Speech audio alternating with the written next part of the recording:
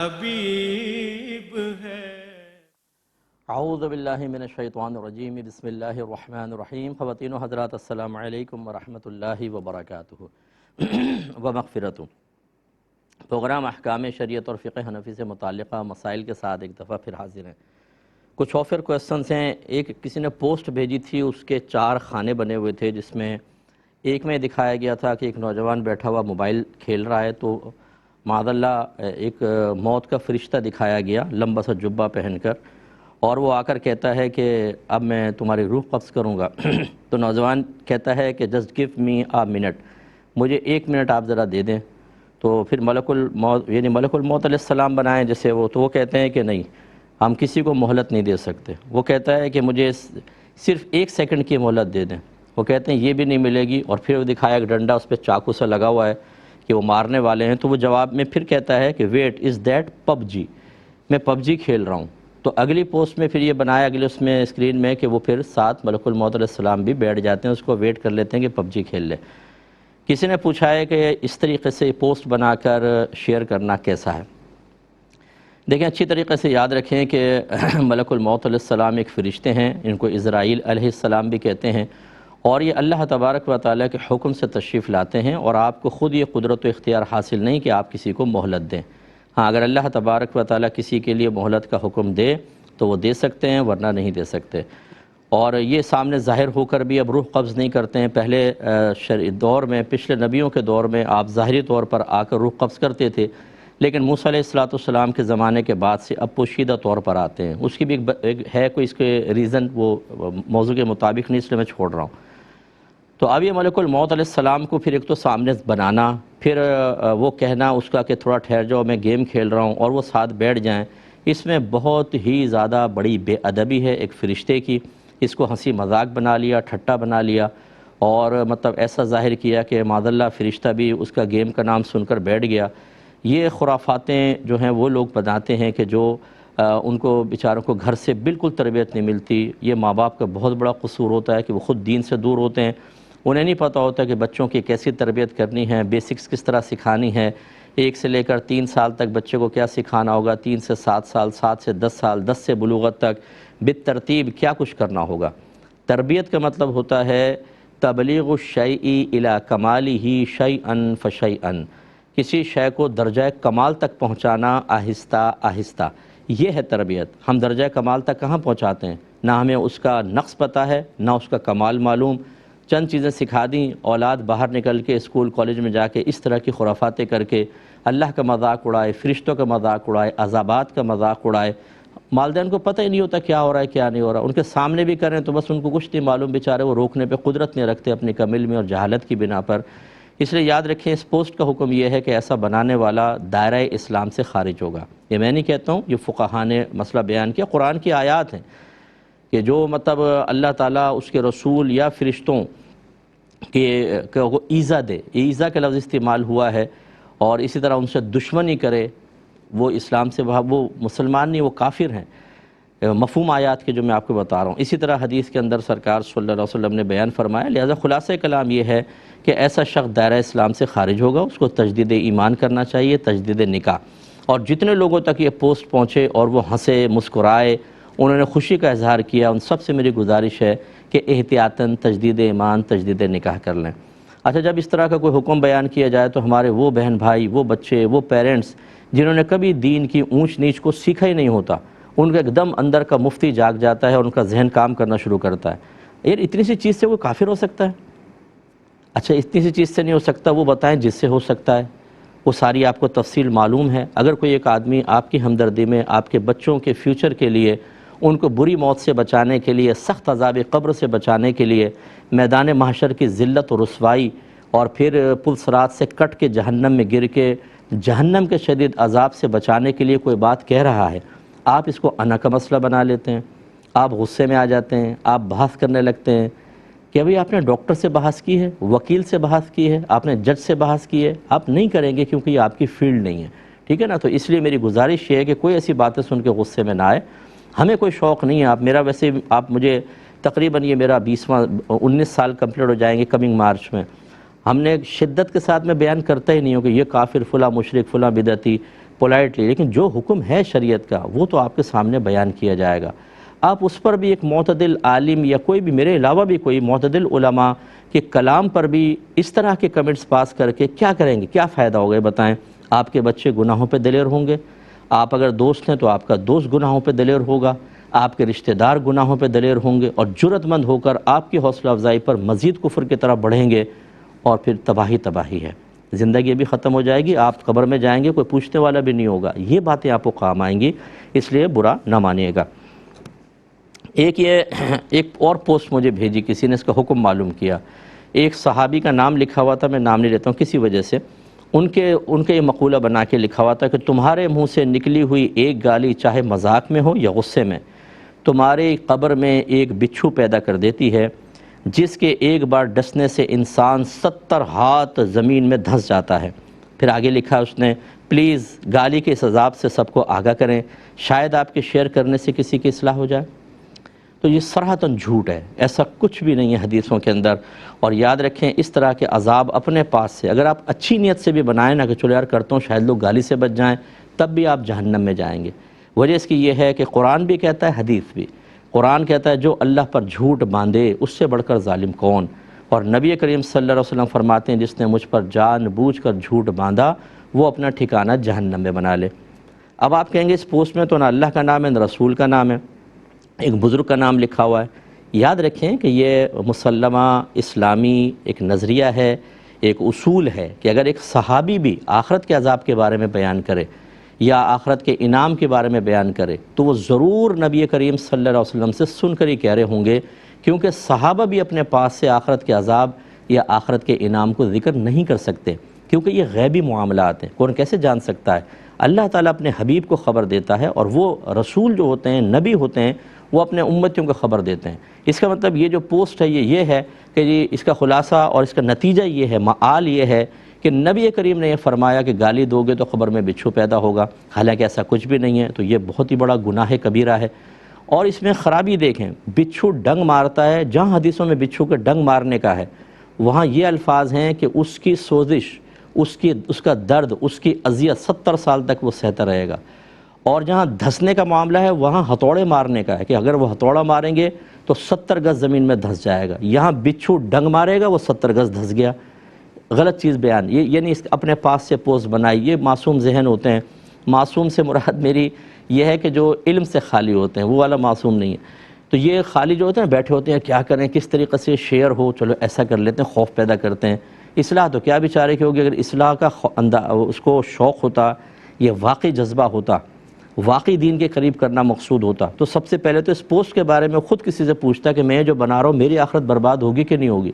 اور جتنی یہ پوسٹ آگے شیئر ہوتی جائے گی اور یہ گناہ عام ہوتا رہے گا، اس کا مجھے گناہ جاریہ ہوگا کہ نہیں ہوگا. جس نے ایسی پوسٹ بنائی اگر وہ میری بات سن رہا ہے فوراً سے پیشتر جتنوں کو بھیجی ہے نا، ایک اور فوراً ریکویسٹ بھیجیں، خدا کے واسطے اس کو ڈیلیٹ کر دیں. اور میں نے غلط کیا، مجھ سے گناہ ہو گیا، آپ اس گناہ کو آگے نہ بڑھائیں، اس لیے کہ اتنا بڑا گناہ جاریہ ہوگا کہ آپ تصور نہیں کر سکتے. آپ کی چیخیں سننے والا کوئی نہیں ہوگا قبر میں. یہ آپ کے لیے جب لوگ پڑھتے رہیں گے، اس کو بیان کریں گے، جھوٹ آگے چلتا رہے گا، آپ کے لیے شدید قسم کا گناہ کبیرہ ہوگا. ایک کال لیتے ہیں، پھر انشاءاللہ مزید سوالات کی طرف آئیں گے. السلام علیکم. وعلیکم السلام. جی مفتی صاحب ایک مسئلہ پوچھنا ہے مجھے آپ سے. جی. میرے بینوئی نے میری بہن کو کسی بات کے بتانے سے منع کیا، اور انہوں نے اس طرح کے الفاظ استعمال کیے کہ بتایا تو فارغ ہو جاؤ گی. نہ اگر کا لفظ استعمال کیا اور نہ جب بھی کا. تو اگر وہ ایک بار بتا دیتی ہیں تو اس سے ایک طلاق پڑ جاتی ہے، اگر وہ دوبارہ وہ بات کریں گی تو پھر اس سے کوئی فرق پڑتا ہے؟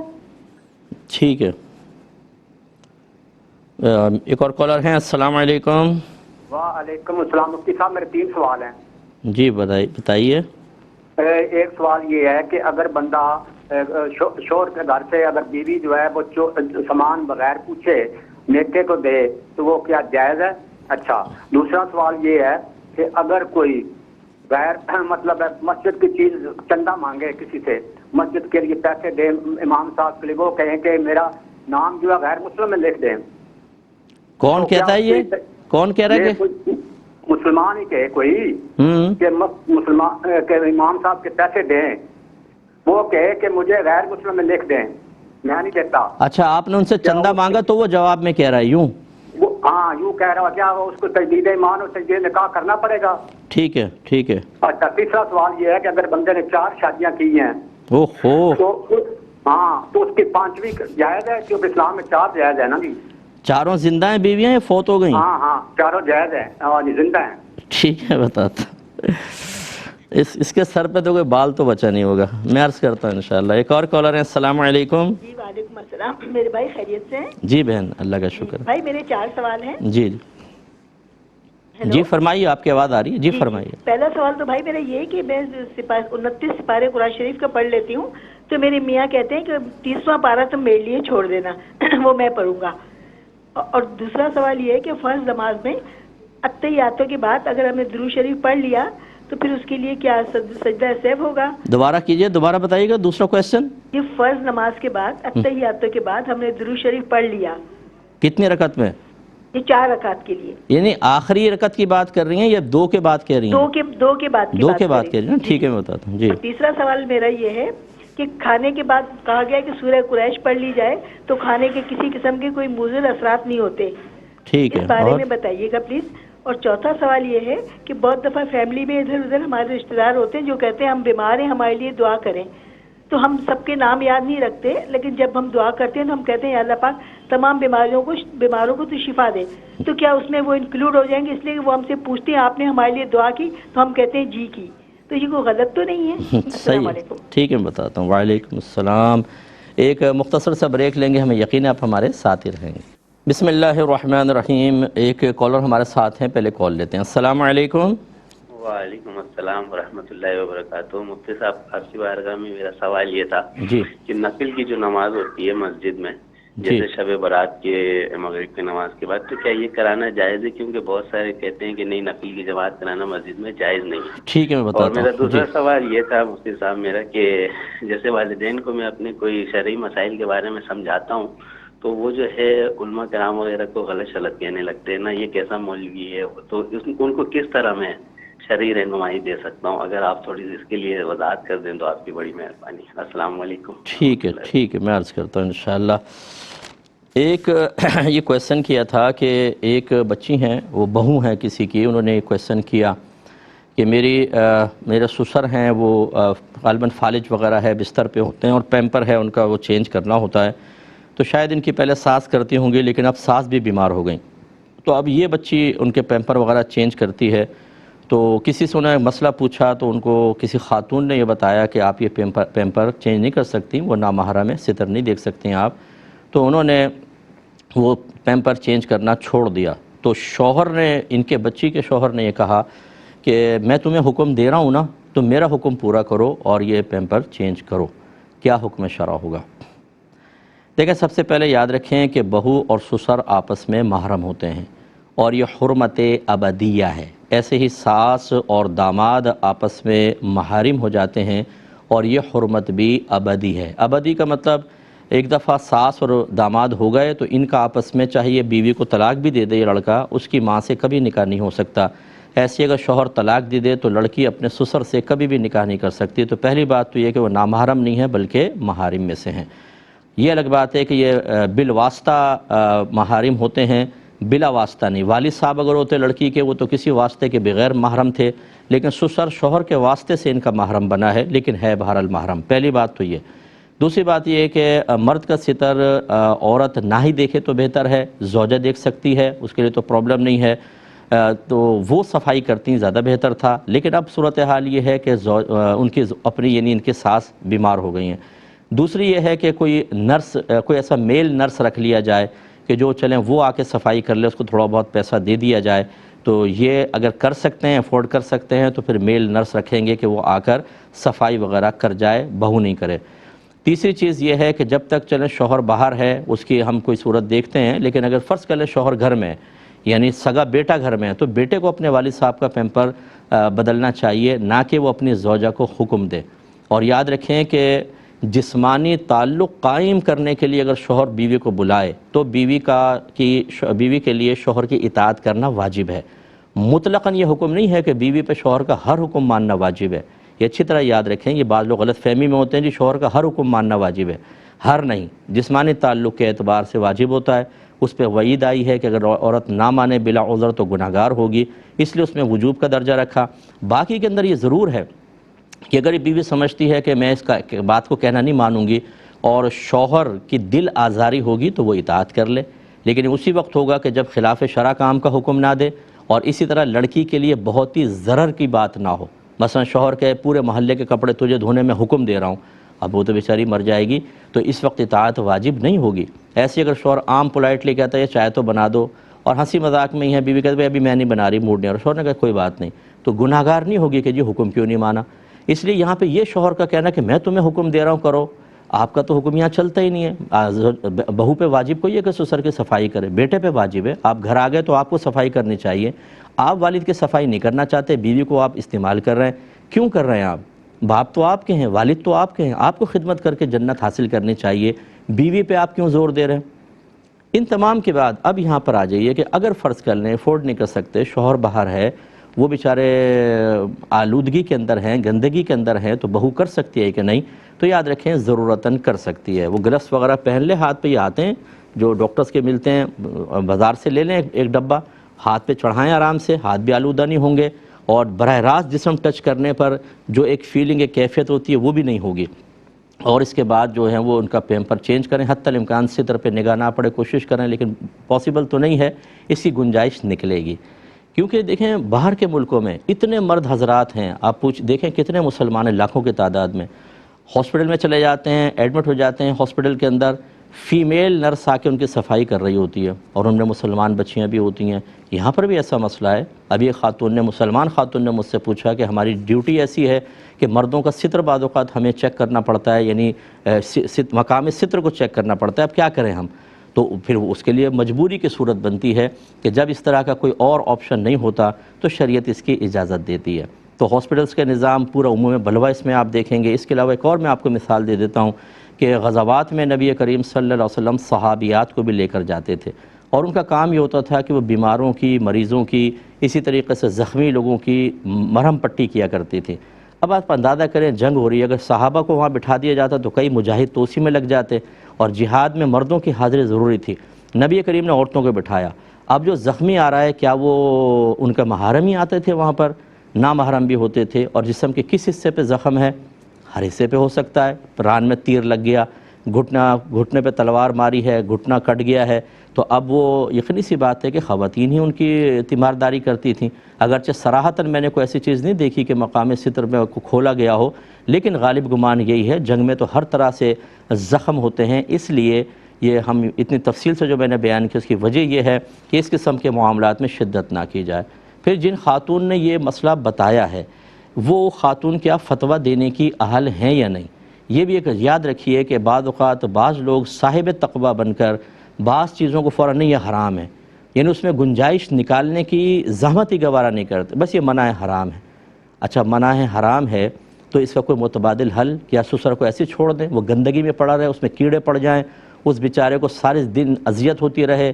آپ چھوٹے بچوں کو دیکھیں جو ذرا طبعی لحاظ سے نظافت والے ہوتے ہیں، وہ پوٹی کر دیں نا پیمپر میں یا پیشاب کر دیں تو بے چین ہو جاتے ہیں۔ میرا بڑا بیٹا ایسی تھا، وہ روتا تھا، فوراً پتہ چل جاتا تھا یہ کچھ کیا ہے، صفائی کریں تب خاموش ہوتے۔ تو ایسی بعض بچے ہوتے تو بڑا تو پھر بدرجہ والا اس کو محسوس کر رہا ہوتا ہے، جو صفائی ستھرائی کا حامل ہے، جو کبھی گندگی کے اندر نہیں رہا، وہ اپنی گندگی میں آلودہ پڑا ہوا ہے، اور ہم کہیں کہ یہ نہیں ستر نہیں دیکھ سکتے، ایسے ہی پڑے رہو، یہ شریعت کہاں سے کہے گی؟ اس لیے ہو سکتا ہے کوئی میری رائے سے اختلاف کرے، ٹھیک ہے کر سکتا ہے، لیکن دلائل کے ساتھ کرے تو انشاءاللہ پھر ہم اس کو جواب میں دلیل دیں گے۔ تو ایسی جو خواتین ہیں، چاہے وہ مبلغہ ہوں، چاہے وہ مطلب آپا ہوں، باجیوں جیسے محلے کی ہوتی ہیں، بیانات وغیرہ کرتی ہیں، لوگ ان کو بلا لیتے ہیں، یاد رکھیں ان کو یہ حق حاصل نہیں ہے کہ وہ اس طرح کے فتاویٰ دیں۔ میں نے پہلے بھی آپ کی آخری بات اس سلسلے میں عرض کر رہا ہوں، باہر کے ملکوں میں جو ڈیلیوری ہوتی ہے عورتوں کی کس طریقے سے ہوتی ہے؟ وہاں پہ میل کھڑے ہوتے ہیں، سارے ڈاکٹر بھی کھڑا ہوتا ہے، ہیلپرز بھی کھڑے ہوتے ہیں، میل ہوتے ہیں۔ کیوں کرواتی ہیں وہاں پہ؟ صاحب تقویٰ، پرہیزگار، عالمات، تبلیغ دین کرنے والی خواتین وہ اپنا ستر کھولنے پہ مجبور ہیں۔ کیوں نہیں آ جاتی ہیں پاکستان، ہندوستان، یہاں پہ آ کے ڈیلیوری کروائیں، یہاں فیمیلز ہیں، پھر اپنے بچوں کو لے جائیں صرف نیشنلٹی کے لیے۔ بچہ اگر یہاں کا بورن ہوگا، وہاں کی نیشنلٹی نہیں ملے گی اس کو، بتائیے یہ شرعی عذر کیسے بنا لیا آپ نے کہ جی اب وہاں پر ستر کھولنا جائز ہے؟ کیسے؟ میں تو اس میں بھی رعایت دوں گا. میں ان کے لیے کہہ رہا ہوں جو صاحب تقوی بن کر ہماری اس قسم کی باتوں کے اوپر اٹیک کرتے ہیں. دیکھیں جی یہ مفتی صاحب نے کیسا جواب دے دیا, ستر دیکھا جا سکتا ہے, تو چلیں پھر باہر چلتے ہیں. آئیے دیکھیں وہاں پہ کتنے بڑے بڑے مبلغین عالم ہاسپٹل میں جاتے ہیں اور فیمیل نرسیں ان کی خدمتیں کر رہی ہوتی ہیں, ان کے ستر ان کے سامنے کھلتے ہیں اور وہ ان کی صفائیاں کر رہی ہوتی ہیں. آپ کو اگر نہیں معلوم تو خدا را فتویٰ نہ دیں. اس کے لیے عرف پر گہری نظر رکھنا بہت ضروری ہوتا ہے. یہ جو محلے میں کام کرنے والی ہوتی ہیں ان کو تو یہ نہیں پتہ ہوگا کہ پاکستان کی سیاست میں کیا ہو رہا ہے, پاکستان کا اس وقت کیا دیوالیہ نکل رہا ہے. آپ سوال کر کے دیکھ لیں. جو اتنے اپنے عرف سے اپنے ماحول سے غافل ہیں انہیں کیا پتہ کہ ہمیں کس طرح مسائل کے اندر کہاں پہ آسانی دینی ہے, کہاں پہ سختی کرنی ہے. اس لیے کوئی برا نہ مانے. اگر کوئی بہن تبلیغ کرتی ہیں آپ کریں, لیکن اپنے لیول کی تبلیغ کریں. یہ اجتہادی صورتحال میں کلام کرنا آپ کے بس کی بات نہیں ہے. نہ وہ حضرات جو بہار شریعت پڑھ کر فتوے دینے شروع کر دیتے ہیں آپ کے لیے بھی صحیح نہیں ہے. عرف بدلتا ہے, مسائل بدلتے ہیں, یاد رکھیں. میں نے کتنے لوگوں کو دیکھا غلط مسئلہ بیان کر رہے ہیں جی بہار شریعت میں لکھا ہوا ہے, حالانکہ عرف بدل چکا ہے, عموم بلوہ ہو چکا ہے. اسباب ستہ یہاں موجود ہے جو بہار شریعت میں لکھے ہوئے مسئلے میں تبدیلی کا تقاضا کر رہے ہیں.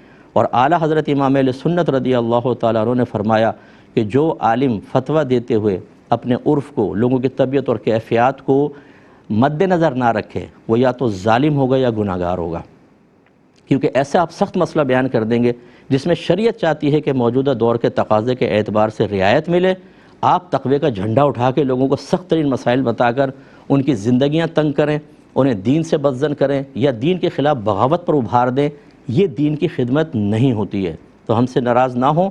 اگر آپ ڈیبیٹ کرنا چاہتے ہیں اس پہ موسٹ ویلکم, میں حاضر ہوں. گفتگو کرتے ہیں انشاءاللہ بیٹھ کر اس پہ بات کرتے ہیں. اگر میں غلطی پر ہوں تو مجھے سمجھا دیجیے آپ, لیکن عموماً ایسا ہوگا نہیں انشاءاللہ عز و جل. میں جو بات کہتا ہوں بالکل شرعی تقاضے کے مطابق اور سوچ سمجھ کے کہتا ہوں, اس لیے اس کا خیال رکھا جائے. ایک مختصر سا بریک لیں گے, ہمیں یقین ہے آپ ہمارے ساتھ ہی رہیں گے.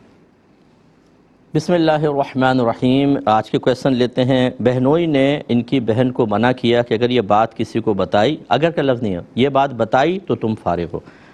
انہوں نے وہ بات بتا دی جو عورتوں کی اکثر عادت ہوتی ہے کہ ضد میں آ کے وہ کام ضرور کریں گی جس سے منع کیا جائے گا. تو وہ بچی پوچھتی ہے کہ اگر یہ ایک طلاق ہو گئی تو کیا دوبارہ اگر وہ بات بتائیں گی دوسری طلاق ہوگی, کیونکہ شوہر نے اگر یا جب بھی کے الفاظ نہیں کہے. دیکھیں اگر تو یہاں خود بخود ہے, تم نے یہ بات بتائی تو فارغ ہو. تو جب آتا ہے نا جزا, تو اس سے پہلے شر ضرور ہوتی ہے. اس کا مطلب یہ اگر تم نے یہ بات بتائی تو تم فارغ ہو. اور لفظ فارغ جب ایسے مقام پہ بولا جائے کہ جہاں طلاق کے علاوہ اور کسی چیز پر کوئی واضح قرینہ نہ ہو تو اس سے طلاق ضرور مراد ہوگی. گویا کہ شوہر یہ کہہ رہا ہے کہ اگر تم نے یہ بات بتائی تو تمہیں طلاق ہے, تو ایک طلاق ہو جائے گی اور طلاق رجعی ہوگی, طلاق سری پڑے گی. اب انہیں آپس میں رجوع کرنا چاہیے. اچھا اب چونکہ اس میں جب بھی کے دوام کے الفاظ نہیں ہیں, اگر وہ کہتا جب تم یہ بات بتاؤ گی طلاق, جب کبھی بھی یہ بات کہو گی طلاق, زندگی میں جب کبھی یہ بات کہی طلاق, تو اس میں جب ایک دفعہ بتاتی ہیں ایک طلاق ہوتی, دوبارہ بتاتی ہیں دوسری طلاق, تیسری دفعہ بتاتی ہیں تیسری طلاق. لیکن یہاں پہ چونکہ دوام اور استمرار ہمیشگی والے الفاظ نہیں ہیں, لہٰذا پہلی مرتبہ جب وہ بتائیں گی طلاق ہو جائے گی, اس کے بعد گویا کہ شرط ختم. پھر اگر وہ بات کسی اور کو کہیں گی تو مزید طلاق واقع نہیں ہوگی. یہ کہتے ہیں کہ مسجد کے لیے چندہ کر رہے تھے, کسی صاحب سے کہا کہ یار دے دو چندہ, تو اس نے کہا بھائی تم مجھے کافروں میں لکھ دو, تو کیا حکم شرع ہوگا؟ دیکھیں سب سے آپ نے جو بات نہیں بیان کی, ہو سکتا ہے وہ ہو جو میرا ذہن کہتا ہے کہ آپ نے چندہ مانگا ہوگا, اس نے کہا میں نہیں دیتا ہوں, تو آپ نے کہا کافر ہو کیا؟ تو اس نے کہا ہاں کافروں میں لکھ دو. یہ اگر ایسا ہوا ہے تو یاد رکھیں جو شخص کسی کو کفر کہنے پہ مجبور کر دیتا ہے پہلے وہ کافر ہو جاتا ہے, پھر اس کے بعد یہ جس نے کہا کہ مجھے کافروں میں لکھ دو گویا کہ وہ کفر پہ راضی ہے, تو اس کے لیے بھی دائرہ اسلام سے خارج ہونے کا حکم ہوگا. اگر پہلے کسی نے ایسا کیا تھا کہ اس کو اس جملے پہ ابھارا تھا, دونوں تجدید ایمان تجدید نکاح کریں. اور اگر ایسا نہیں تھا, آپ نے کوئی اس کو مجبور نہیں کیا کفر پہ, تو صرف یہ شخص تجدید ایمان اور تجدید نکاح کرے گا.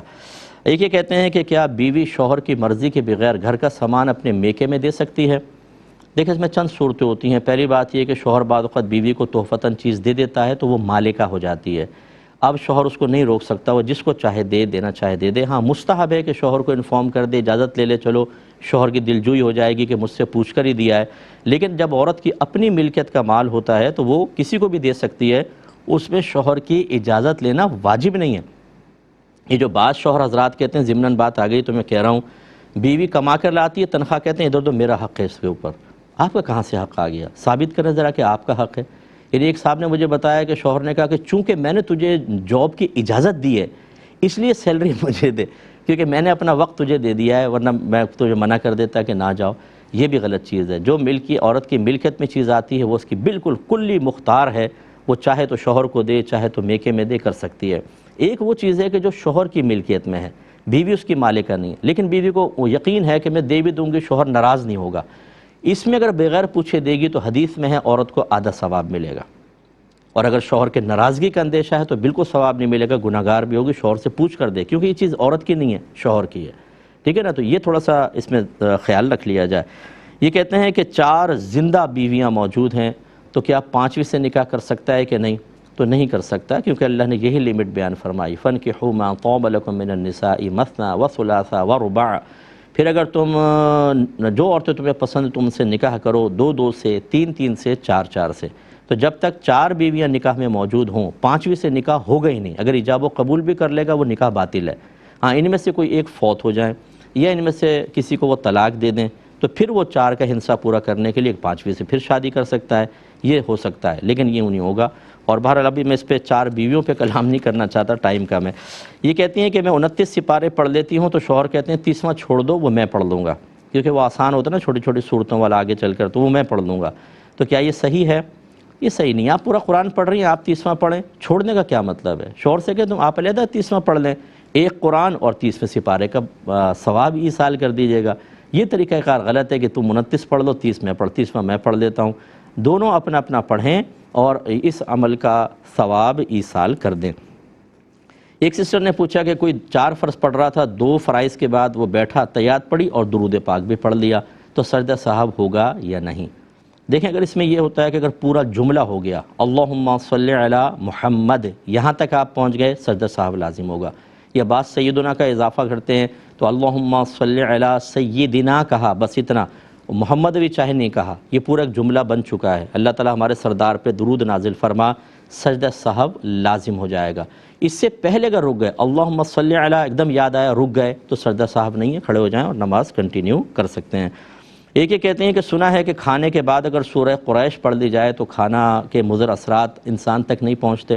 دیکھیں یہ حدیث میں تو میرے نظر سے نہیں گزری، لیکن یہ مشہور معروف یہی ہے کہ کھانے سے پہلے پڑھیں. کہ اگر سفلی ہوتا ہے، بعض اوقات سفلی ایسا ہوتا ہے کہ کھانے پہ جادو کرواتے ہیں کہ وہ کھائیں گے تو آپ کے اندر اتر جاتا ہے اور بہت خطرناک ہوتا ہے.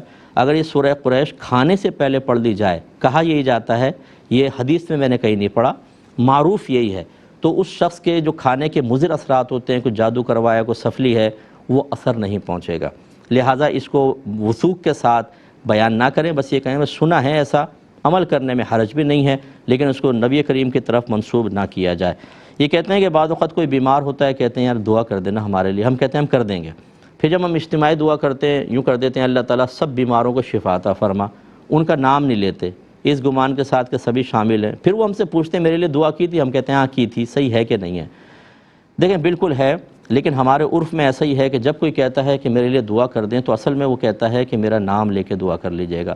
اسی لیے اگر آپ یہ کہیں کہ میں نے دعا کی تھی کہ اللہ تعالیٰ سب کو شفا دے دے، اس میں آپ بھی شامل تھے تو اس کا دل دکھے گا اور دل ٹوٹے گا. اس کا مطلب ہے ہمارے عرف میں یہ چیز ہے کہ جب آپ یس کہہ دیتے ہیں کسی بیمار کو کہ میں آپ کے لیے دعا کروں گا، تو اس کا مطلب ہے یہ انڈرسٹوڈ ہوتا ہے کہ میں آپ کا نام لے کے کروں گا. اس لیے بہتر تو یہ ہے جو آپ نے کہا بالکل ٹھیک ہے کہ اگر آپ اجتماعی دعا کرتے ہیں اس میں وہ شامل ہے بیمار، لیکن جب ہمارے عرف کو دیکھتے ہیں، ہماری سوچ کو، ہمارے فہم و فراست کو دیکھا جاتا ہے تو بہتر یہ ہے کہ آپ نام لے کر ان کے لیے دعا کر دیں، اور یا پھر یس ہی نہ کریں. اور نام لینے میں کوئی مسئلہ نہیں. اور کیوں آپ انتظار کرتے ہیں؟ انہوں نے کہا بھائی دعا کر دینا میرے لیے خاص طور پہ، اللہ تعالیٰ آپ کو شفا عطا فرمائے، اسی وقت فوراً کر دیں، بعد میں یاد نہیں رہتا، اسی وقت بس یہ ہو گیا ان کا، آپ نے یس کہا تھا، آپ نے فوراً دعا کر دی، معاملہ ہو گیا. بھائی نے فرمایا کہ یہ جو مسجد میں نفل کی جماعت ہوتی ہے جائز ہے کہ نہیں؟ بالکل جائز ہے، لیکن صرف نفل کی جماعت تک محدود نہ رہیں، اس میں ایک اصلاحی بیان بھی رکھ لیں. پہلے اس نفل کی جماعت ہو گئی، اس کے بعد آپ 15-20 منٹ کسی اچھے عالم دین کا، کوئی اچھا سمجھانے والے کا ایک بیان ضرور رکھیں، کیونکہ ہمارے یہاں عرف یہ ہو گیا ہے کہ جب نفل کے لیے بلاتے ہیں تو جوک در جوک لوگ آتے ہیں، مسجد بھر جاتی ہے، اور آپ فرائض کے لیے بلائیں یہ نہیں آتے. تو چلو کسی بہانے اگر جمع ہو گئے ہیں تو آپ ان کو پھر کوئی اصلاحی بیان بھی کریں۔ یہ یاد رکھیے کہ جو علماء متقدمین تھے انہوں نے نفل کی جماعت سے منع کیا تھا، اس کی قلت تھی، وجہ تھی۔ اس زمانے میں لوگ جماعت کے لیے فرض یعنی نمازوں کی جماعت کے لیے جو واجب ہوتی ہے اس کے لیے جگ در جگ حاضر ہوتے تھے۔ انہوں نے کہا کہ اگر آپ نفل کی جماعتیں قائم کریں گے نا تو فرض جماعت کی اہمیت کم نظر آئے گی، اس لیے یہ نہ کریں، ان کو ایسا کرنے دیں۔ پھر ماحول بدل گیا، لوگ فرض کے لیے نہیں آ رہے۔ اب اگر آپ نفل کی جماعت رکھتے ہیں تو جو کبھی مسجد میں نہیں آیا وہ بھی پڑھنے کے لیے آ جاتا ہے۔ اس کا مطلب ہے پہلے نفل کی جماعت بے رغبتی پیدا کر رہی تھی، اس دور میں نفل کی جماعت رغبت پیدا کر رہی ہے دین کے قریب آنے کی۔ اسی لیے اعلیٰ حضرت نے فرمایا کہ اگر یہ لکھا بھی اس کو زیادہ سے زیادہ فقہاء نے مکروہ تنزیہی، مکروہ تنزیہ وہ عمل ہوتا ہے جس کو شریعت نے پسند نہیں کیا، لیکن اگر آپ کریں گے تو گناہگار نہیں ہوں گے۔ اور اعلیٰ حضرت امام اہل سنت رضی اللہ تعالیٰ عنہ کی تحقیق یہ ہے کہ مکروہ تنزیہی فعل اگر عادتاً بھی کیا جائے گناہ نہیں ہوتا۔ اور پھر آپ ایک جگہ فرماتے ہیں اگر مکروہ تنزیہی فعل سے لوگ دین کی طرف راغب ہو رہے ہوں تو اس سے وہی منع کرے گا جو دین کے معاملے میں جاہل ہوگا۔ فتاوی رضویہ میں موجود ہے۔ اس لیے نفل کی جماعت میں شدت کرنا، اب میں اس کی نظیر آپ کو بتا دیتا ہوں۔ پہلے فقہاء علماء متقدمین نے، پہلے کے علماء نے جنازے کے ساتھ بلند آواز سے ذکر کو منع کیا تھا، نہ کریں۔ آج اجازت ہے، کلمہ پڑھتے ہیں بلند آواز سے اور ذکر کرتے ہوئے چلتے ہیں۔ کیوں؟ وہ کہتے ہیں اس وجہ سے کہ پہلے دور ایسا تھا کہ جس میں جو جنازے میں شرکت ہوتا وہ اس سے نصیحت حاصل کر رہا ہوتا تھا، عبرت حاصل کر رہا ہوتا تھا، اس میں بلند آواز سے ذکر اس نصیحت کے حصول میں رکاوٹ بن سکتا تھا، حالانکہ یہ زیادہ اثر کرتی ہے، اس لیے منع کر دیا۔ اب آپ دیکھیں لوگ جنازے کے ساتھ جاتے ہیں، موبائل ہاتھ میں ہوتا ہے، باتیں کر رہے ہیں، ہنس رہے ہیں، ہنسی مذاق ٹھٹے چل رہے ہیں پیچھے بعض اوقات، تو اچھا ہے ذکر الہی میں مشغول ہوں، نصیحت تو ویسے حاصل نہیں کر رہے، عبرت ویسے حاصل نہیں کر رہے، ذکر سے بھی آپ منع کر دیں، لہٰذا اب یہ ذکر الہی جنازے کے ساتھ بالکل صحیح ہے۔ جو نفل کی جماعت سے منع کرتے ہیں، دائرہ ادب میں رہ کر ایک طالب علم کی حیثیت سے میں کویسچن چھوڑ رہا ہوں، آپ جنازے کے ساتھ ذکر کو کیسے جائز قرار دیتے ہیں؟ خود آپ ذکر کر رہے ہوتے ہیں، حالانکہ نفل کی جماعت کو بھی علماء متقدمین نے منع کیا اور بلند آواز سے ذکر کو بھی منع کیا۔ ایک جائز اس دور میں، دوسرے کے پیچھے آپ ابھی تک پڑے ہوئے کہ جی نفل کی جماعت جائز نہیں ہے۔ کیوں جائز نہیں ہے؟ اس کی شرعی حیثیت کا تعین کریں، کیا یہ حرام ہے، مکروہ تحریمی ہے، اساءت ہے، مکروہ تنزیہ ہے، خلاف اولا ہے، تعین کریں اور دلیل کے ساتھ کریں، اور جب آپ کر لیں تو پھر یہ بتائیے کہ یہ کرنا گناہ ہے کہ نہیں گناہ۔ اگر نہیں ہے گناہ، کیونکہ آپ گناہ تو ثابت ہی نہیں کر سکتے، قیامت تک نہیں کر سکتے، میں چیلنج کر رہا ہوں، جب یہ گناہ ہی نہیں ہے تو آپ کیوں اس پہ شدت اور سختی کر کے لوگوں کو منع کر رہے ہیں، اور جو قائم کرتے ہیں ان کو آپ فاسق فاجر اور گناہگار قرار دے رہے ہیں؟ اس لیے اس کو اچھی طرح سمجھیں، اسی میں آپ ہی کی بھی عافیت ہے، ورنہ ایک مسئلے میں جہاں شدت نہیں کرنی، شدت اختیار کریں گے، آپ کے لیے آخرت میں بڑا ہی وبال ہوگا۔ یہ کہ کہتے ہیں جی والدین کو میں منع کروں تو وہ علماء کو برا کہنا شروع کر دیتے ہیں۔ اس کا جواب میں آپ کو ذرا تھوڑا ٹھنڈا ہو کر ہی دوں گا، اب چونکہ ٹائم بہت زیادہ کم ہے، مجھے کنٹرول روم سے کہا گیا پروگرام ختم کر دیں، نیکسٹ فرائیڈے اگر زندگی رہی اور پروگرام ہوا تو انشاءاللہ میں اس کا جواب سب سے پہلے شامل کروں گا۔ اس وقت تک کے لیے اپنے میزبان کو، کیو ٹی وی کی پوری ٹیم کو اجازت دیں، انشاءاللہ ملاقات ہوگی۔ اپنا خیال رکھیں، اپنے قریبی غریب لوگوں کا ضرور خیال رکھیں۔ وآخر دعوانا ان الحمدللہ رب العالمین۔